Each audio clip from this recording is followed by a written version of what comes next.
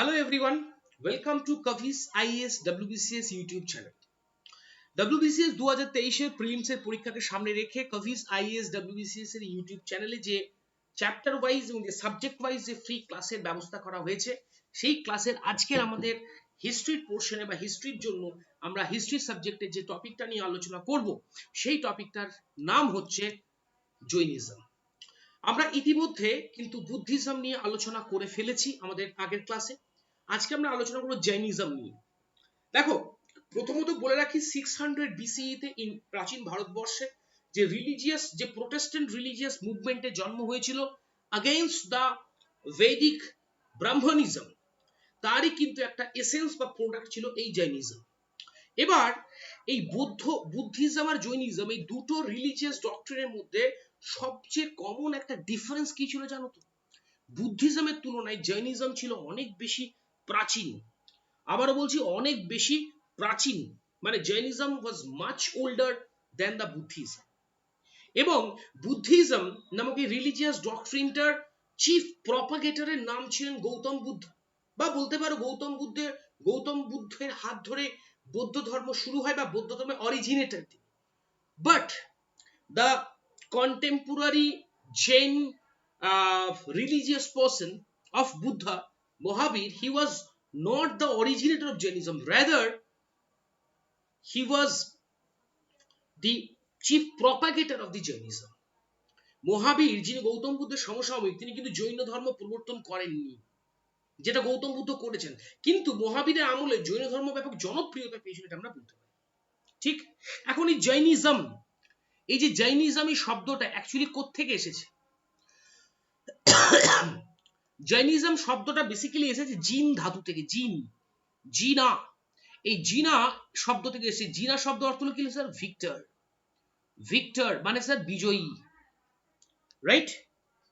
এবং এই জৈন ধর্মের যে কনসেপ্ট যেটা রয়েছে বা জৈনিজম, এই জৈনিজমের কনসেপ্টের ক্ষেত্রে আমরা একটা বিষয় তোমাদেরকে বলতে পারি যে there were concept of Tirthankaras closely associated with the Jainism. Jain ধর্মের সঙ্গে তীর্থঙ্করের ধারণা জড়িয়ে রয়েছে। এই তীর্থঙ্কর অনেকটা আমাদের হিন্দু ধর্মের মতো। যেমন আমাদের হিন্দু ধর্মে ইনকারনেশন মানে অবতারত্ববাদের একটা কনসেপ্ট রয়েছে, তেমনি জৈনরা একইভাবে মনে করে যে তাদের ধর্মকে নাকি প্রোপাগেট করার জন্য 24 জন তীর্থঙ্কর নাকি এই পৃথিবীতে আবির্ভূত হয়েছিলেন। 24 তীর্থঙ্করাস, এই 24 জন তীর্থঙ্করাস নাকি এই পৃথিবীতে আবির্ভূত হয়েছিল। এখন এই 24 জন তীর্থঙ্কর, তাহলে আমরা একটা বিষয় পেয়ে গেলাম, যদি বলা হয়ে থাকে তীর্থঙ্কর ধারণাটি কোন ধর্মের সঙ্গে যুক্ত, আমরা বলতে পারি জৈন ধর্মের সঙ্গে। আর এই জৈন ধর্মের 24 জন তীর্থঙ্করের মধ্যে একেবারে প্রথম তীর্থঙ্কর, ফার্স্ট তীর্থঙ্কর কে ছিলেন না? ফার্স্ট তীর্থঙ্কর ছিলেন কিন্তু ঋষভদেব। প্রত্যেকে মনে রাখবে, জৈন ধর্মের যে 24 জন তীর্থঙ্কর, তার মধ্যে প্রথম ফার্স্ট তীর্থঙ্কর অফ জৈনিজম ওয়াজ ঋষভদেব। আর জৈন ধর্মের 24তম তীর্থঙ্করের নাম কি? লাস্ট তীর্থঙ্কর মনে রাখবে, মহাবীর, রাইট? মহাবীর। এবং জৈন ধর্মের 23তম তীর্থঙ্কর কে ছিলেন? জৈন ধর্মের 23তম তীর্থঙ্কর ছিলেন কিন্তু পার্শ্বনাথ জৈন। ক্লিয়ার? পার্শ্বনাথ জৈন। এবার এই যে জৈন ধর্মের এই যে 24 জন তীর্থঙ্কর বা তীর্থঙ্করাস, তাদের কিন্তু হিস্টোরিওসিটি নিয়ে যথেষ্ট সন্দেহ থেকে থাকছে, মানে ঐতিহাসিক সত্তা নিয়ে। এই 24 জন তীর্থঙ্করের ভেতর কেবলমাত্র 2 জন জৈন তীর্থঙ্করের হিস্টোরিওসিটি নিয়ে কোনো সন্দেহ নেই। তাদের মধ্যে একজন হচ্ছেন পার্শ্বনাথ জৈন, যিনি হচ্ছেন জৈন ধর্মের 23তম তীর্থঙ্কর। আরেকজন হচ্ছেন কিন্তু মহাবীর জৈন, যিনি হচ্ছেন কিন্তু 24তম তীর্থঙ্কর। এবং তোমাদেরকে এখানে একটা বিষয় আমি বলে রাখতে চাই, পার্শ্বনাথ জৈন হচ্ছেন 23তম তীর্থঙ্কর, আর 24তম তীর্থঙ্কর হচ্ছেন কিন্তু মহাবীর। একটা বিষয় আমি তোমাদের এখানে বলে রাখতে চাই, ঠিক আছে? তোমাদের বলতে চাই, এই যে তোমার পার্শ্বনাথ আর মহাবীর, এনারা প্রত্যেকেই ছিলেন কিন্তু রক্ত মাংসের। এনারা দুজনেই ছিলেন কিন্তু রক্ত মাংসের লোক।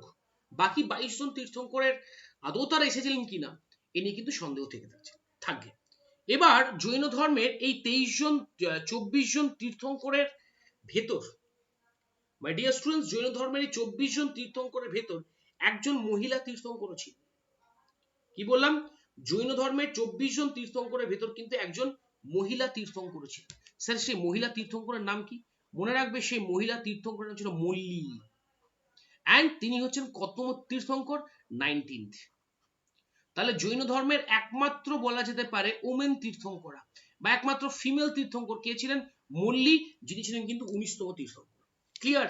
তাহলে তীর্থঙ্করের কনসেপ্ট আমরা কিন্তু বুঝতে পারলাম। এবার তোমাদেরকে বলে রাখি, যেহেতু বলেছি যে জৈন ধর্মের 24 জন তীর্থঙ্করের মধ্যে 22 জন তীর্থঙ্করের হিস্টোরিসিটি নিয়ে সন্দেহ থাকছে, কিন্তু একটা বিষয় আমি তোমাদের কনফার্ম করেছি প্রথম ক্লাস, এই ক্লাসের শুরুতেই, যে বুদ্ধিজম আর জৈনিজমের মধ্যে জৈনিজম অনেক বেশি প্রাচীন বুদ্ধিজমের তুলনায়। এবং সবচেয়ে বড় কথা হচ্ছে এই যে ঋষভদেব, যিনি জৈন ধর্মের প্রথম ফার্স্ট তীর্থঙ্করা, আমরা তার নাম যেখানে পাচ্ছি, ঋষভদেবের নাম আমরা যেখানে পাচ্ছি প্রথম, সেটা হচ্ছে মাই ডিয়ার স্টুডেন্টস ঋগ্বেদা। মনে রাখবে, এই ঋষভদেবের নাম আমরা প্রথম যেখানে তার ফার্স্ট উল্লেখ যেখানে পাচ্ছি সেটা হচ্ছে কিন্তু ঋগ্বেদ। ঋগ্বেদে আমরা প্রথম ঋষভদেবের নাম পাচ্ছি। দ্যাট মিনস তোমরা বুঝতে পারছো তো যে জৈন ধর্ম কতখানি প্রাচীন। এবার আমরা জৈন ধর্মের এই 23 আর 24, মানে 23তম তীর্থঙ্কর পার্শ্বনাথ আর 24তম তীর্থঙ্কর আমরা হচ্ছেন যিনি মহাবীর জৈন, এই দুজনকে নিয়ে আলোচনা করব। কারণ কি? কারণ বাকি 22 জন তীর্থঙ্করের হিস্টোরিওসিটি নিয়ে তো প্রমাণ, মানে একটা কন্ট্রোভার্সি রয়েছে। পার্শ্বনাথ, ডিয়ার স্টুডেন্টস, দেখো পার্শ্বনাথ নিয়ে যদি আমি আলোচনা করতে যাই তাহলে বলতে পারি পার্শ্বনাথ, এই যে পার্শ্বনাথ, এই পার্শ্বনাথ ছিলেন জৈন ধর্মের 23তম তীর্থঙ্কর, তাই তো? এই পার্শ্বনাথের জন্ম কোথায় জানো? বারাণসী। আমাদের আজকে যেটা বেনারস, সে বারাণসীতে কিন্তু একজন ক্ষত্রিয় ফ্যামিলিতে তার কিন্তু জন্ম। তার পিতার নাম হচ্ছে কিন্তু অশ্বসেন। মনে রাখবে, পরীক্ষায় আসতে পারে বা এসেছে। তার পিতার নাম অশ্বসেন। এবং এই পার্শ্বনাথকে বলা হয়ে থাকে রিয়েল ফাউন্ডার অফ জৈনিজম। সত্যি কথা বলতে কি, জৈন ধর্মের প্রকৃত প্রতিষ্ঠাতা বলা হয় পার্শ্বনাথকে, কারণ জৈন ধর্ম এতদিন অবধি কিন্তু একটা সুপারফিশিয়াল স্টেজে ছিল।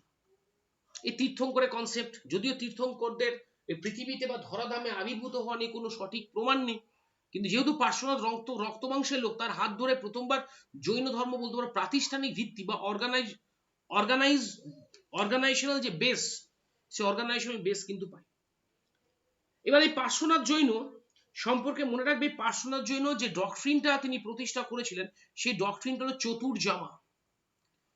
প্রত্যেকে মনে রাখবে, পার্শ্বনাথ জৈন ধর্মের 23তম তীর্থঙ্কর হিসেবে যে রিলিজিয়াস ডক্ট্রিনটা প্রতিষ্ঠা করেছিলেন সেটা হচ্ছে কি? চতুর্জাম তত্ত্ব। তাহলে আমরা কি কি পেলাম? যদি আমাদেরকে প্রশ্ন দেয় WBCS এর প্রিলিমসে যে real founder of Jainism, Jain ধর্মের প্রকৃত প্রতিষ্ঠাতা কাকে বলা হয়, আমরা আনসার করতে পারবো পার্শ্বনাথকে। পার্শ্বনাথের বাড়ি কোথায়? তিনি কোথাকার লোক? বারাণসীর লোক। তার পিতার নাম অশ্বসেন এবং তিনিও কিন্তু ক্ষত্রিয় বংশে জন্মগ্রহণ করেছেন। গৌতম বুদ্ধ, যিনি বৌদ্ধ ধর্মের প্রবর্তক, তিনিও ক্ষত্রিয় বংশের লোক। পার্শ্বনাথ ক্ষত্রিয় বংশের লোক। পার্শ্বনাথ জৈন ধর্মের 23তম তীর্থঙ্কর হিসেবে যে রিলিজিয়াস ডক্ট্রিনটা জন্ম দিলেন তার নাম হলো চতুর্জাম কি স্যার? 4টে তত্ত্ব রয়েছে। সেই 4টে তত্ত্ব কি কি স্যার? 4টে তত্ত্বের মধ্যে, চতুর্জামের 4টে তত্ত্বের মধ্যে একটা রয়েছে অহিংসা। চতুর্জামের 4টে তত্ত্ব, একটা হচ্ছে অহিংসা। সেকেন্ড তত্ত্ব যেটা রয়েছে, সেকেন্ড তত্ত্ব সেটা হচ্ছে কি? সেটা হচ্ছে অস্তেয়। তৃতীয় তত্ত্ব যেটা রয়েছে সেটা কি না? সেটা হচ্ছে তোমার অহিংসা, অস্তেয়, তোমার হচ্ছে আরেকটা যেটা হচ্ছে সেটা হচ্ছে তোমার অহিংসা হলো, অস্তেয় হলো, হ্যাঁ, অপরিগ্রহ, রাইট? অপরিগ্রহ। এই যে তাদের অহিংসা মানে নন ভায়োলেন্স। পার্শ্বনাথ জৈন বলছেন, কি বলছেন তিনি বলছেন যেটা, যে সেটা হচ্ছে যে সর্বদা আমরা কি করব? অহিংসা মানে আমরা নন ভায়োলেন্স কে আমরা অ্যাডপ্ট করব। অস্তেয় মানে কি? অর্থাৎ চুরি না করা, আমরা চুরি করব না। অপরিগ্রহ মানে কি? নন পজেশন, অর্থাৎ আমরা কোনো কিছুর প্রতি আসক্ত হব না। আর নাম্বার 4 এ কি রইল স্যার? অমৃষা। স্যার অমৃষা, এই অমৃষা মানে কি? অমৃষা মানে যে সদা সত্য কথা বলবো, আমরা সদা সত্য কথা বলবো। এই যে 4টে তত্ত্ব, এই 4টে তত্ত্ব, 4 doctrines which was introduced by Parshvanath Jain, collectively known as চতুর্জামা। তাহলে মনে থাকবে তো চতুর্জাম তত্ত্বের প্রবক্তাকে? ঠিক, এটা হচ্ছে ঘটনা। ডিয়ার স্টুডেন্টস, এই পার্শ্বনাথ বলতে পারো তিনি কিন্তু এই চতুর্জাম তত্ত্বের প্রবক্তা। এরপর পার্শ্বনাথ হচ্ছেন, এবং একই সঙ্গে বলে রাখি, পার্শ্বনাথ হচ্ছেন সেই জৈন তীর্থঙ্কর যিনি কিন্তু জৈনদেরকে বলেছেন হোয়াইট ক্লথস বা সাদা বস্ত্র, যেটা আমরা বলতে পারি শ্বেত বস্ত্র পরিধান করার কথা বলেছেন। এরপর আমরা আসবো পার্শ্বনাথের পর আমরা বলবো যার কথা, তিনি হচ্ছেন জৈন ধর্মের 24তম তীর্থঙ্কর স্যার মহাবীর। স্যার মহাবীর, এই মহাবীরের আসল নামটা কি? বর্ধমান। গৌতম বুদ্ধের আসল নাম সিদ্ধার্থ, মহাবীরের আসল নাম হলো কি? প্রকৃত নাম হলো কিন্তু বর্ধমান। তিনি জন্মেছেন কোথায়? গৌতম বুদ্ধ জন্মেছেন কপিলা বস্তুতে, আর মহাবীর জন্মেছেন কোথায় স্যার? বৈশালীর কুণ্ডগ্রামে। আর বৈশালীর কুণ্ডগ্রামে তিনি জন্মাতে পারেন, কিন্তু গৌতম বুদ্ধ যেমন শাক্য বংশের লোক, একইভাবে এই মহাবীর হচ্ছেন জ্ঞাত্রিক বংশের লোক। আমরা মনে রাখবো এই মহাবীর হচ্ছেন জ্ঞাত্রিক বংশের লোক, রাইট? জ্ঞাত্রিক বংশের লোক। ক্লিয়ার? মনে রাখবে প্রত্যেকে।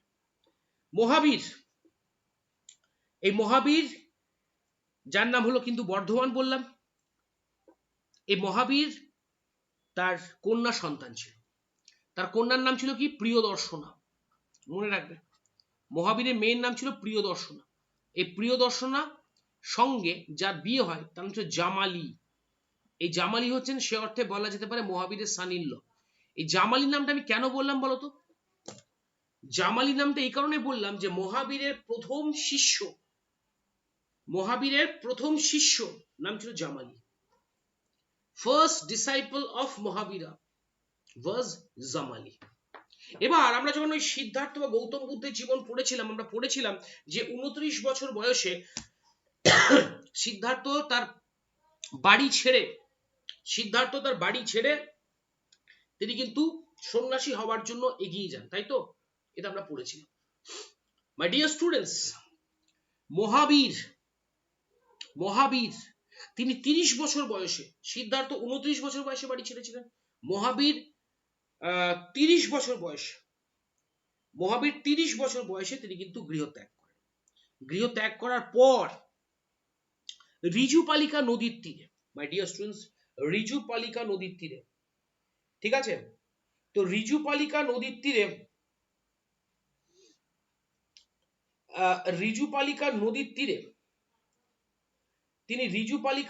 তীরে বলা যেতে পারে তিনি কিন্তু তোমার হচ্ছে যে তিনি কিন্তু জৈন, মানে তিনি হচ্ছেন কৈবল্য অর্জন করেন। কৈবল্য, ঠিক 42 বছর বয়সে, শাল গাছের নিচে। তাহলে বুদ্ধ যখন আমরা পড়েছিলাম, গৌতম বুদ্ধ আমরা পড়েছিলাম যে নৈরঞ্জনা নদীর তীরে তিনি বুদ্ধত্ব অর্জন করেছিলেন, তাই না? বুদ্ধগয়াতে। আর আমাদের এই মহাবীর তিনি কোথায় কৈবল্য অর্জন করলেন? স্যার রিজুপালিকা নদীর তীরে। জিমভ্রিক নামক একটা গ্রামের কাছে রিজুপালিকা নামক একটা নদী, সেই নদীর শাল গাছের নিচে তিনি কি বললাম? কৈবল্য অর্জন করেন। এখন তোমাদেরকে এই শব্দটা বোঝো, তুমি বলবে স্যার কৈবল্য ব্যাপারটা কি? আপনি যেই কৈবল্য করছেন, কৈবল্য ব্যাপারটা কি?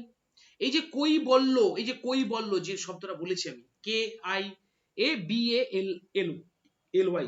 কৈবল্য, এই যে কৈবল্য বলে যে শব্দটা আমি ব্যবহার করেছি, মাই ডিয়ার স্টুডেন্টস, কৈবল্য বলে যে শব্দটা আমি ব্যবহার করেছি, ঠিক আছে?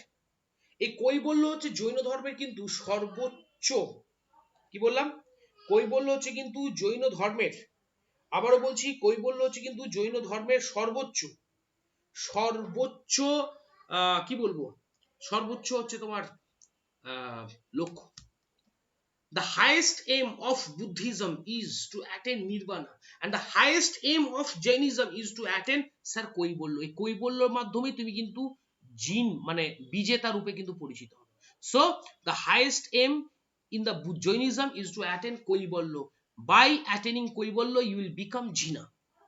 Clear? তাহলে মহাবীর কত বছর বয়সে কৈবল্য অর্জন করেন? At the age of 42 he attained Kaivalya. Is it clear to everyone? এই জন্য কৈবল্য অর্জন করার পর তিনি কিন্তু জৈন রূপে পরিচিত হন। মনে রাখবে এটা, ঠিক? আচ্ছা, এবার বৌদ্ধ ধর্মে আমরা ত্রিরত্ন পেয়েছি। স্যার জৈন ধর্মেও ত্রিরত্ন রয়েছে। সেই ত্রিরত্ন কি কি? একটা হচ্ছে রাইট ফেথ, সত্য বিশ্বাস, সৎ বিশ্বাস। রাইট নলেজ, সৎ জ্ঞান, এবং একটা হচ্ছে কি স্যার, এবং একটা রাইট কন্ডাক্ট। এই তিনটিকে ত্রিরত্ন বলা হচ্ছে। এখন তোমরা আমাকে প্রশ্ন করতে পারো, স্যার যদি আমাদের ধরুন পরীক্ষায় বৌদ্ধ ধর্ম ত্রিরত্ন বললো, যে ত্রিরত্ন কোন ধর্মে পাওয়া যায়, বৌদ্ধ ধর্মেও দিয়েছে অপশনে, জৈন ধর্ম আছে, তাহলে কি করবো স্যার? উত্তর অবভিয়াসলি স্যার জৈন ধর্মে করবে। কেন জৈন ধর্মে উত্তর নেবে? কারণ বৌদ্ধ ধর্মের তুলনায় যেহেতু জৈন ধর্ম প্রাচীন, তাই সেক্ষেত্রে right answer should be Jainism. Clear?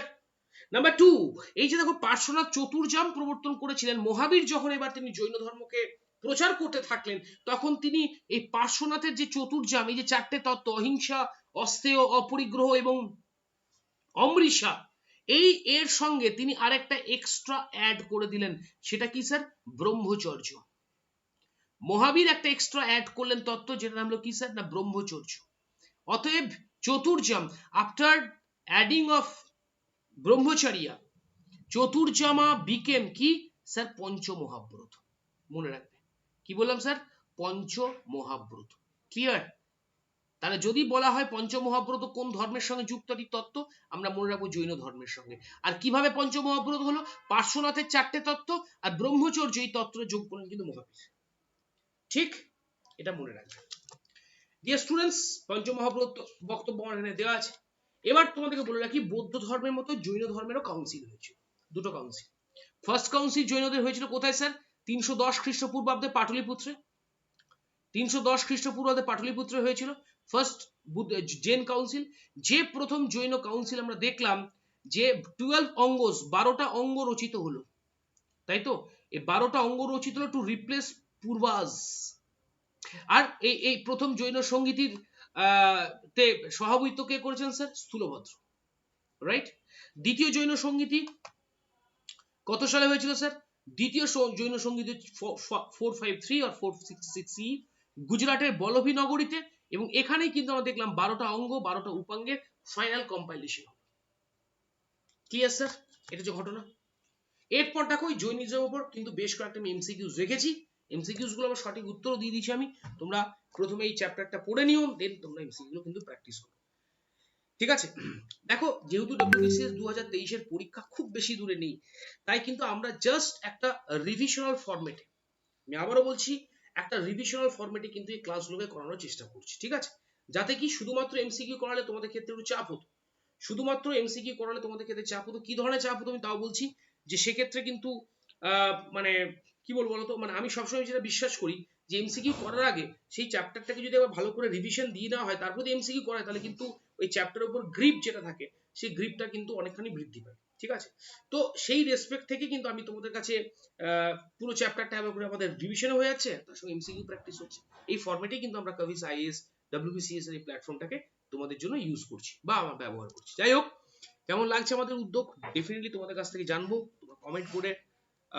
তোমরা কমেন্ট করে আমাদেরকে জানিও কেমন লাগছে আমাদের উদ্যোগ, এবং একই সঙ্গে যদি ভালো লেগে থাকে তাহলে কাভিস WBCS এর যে ফেসবুক পেজ তোমরা লাইক করে দিও, টেলিগ্রাম চ্যানেলে জয়েন করো, এবং একই সঙ্গে আমাদের কাভিস আইএস WBCS ইউটিউব চ্যানেল তোমরা লাইক, সাবস্ক্রাইব আর শেয়ার করতে অবভিয়াসলি ভুলবে না। ভালো থেকো সবাই, দেখা হবে তোমাদের সঙ্গে পরের টপিক নিয়ে পরের ক্লাসে আমাদের কাভিস আইএস এর WBCS এই ইউটিউব প্ল্যাটফর্মে। Thank you everyone.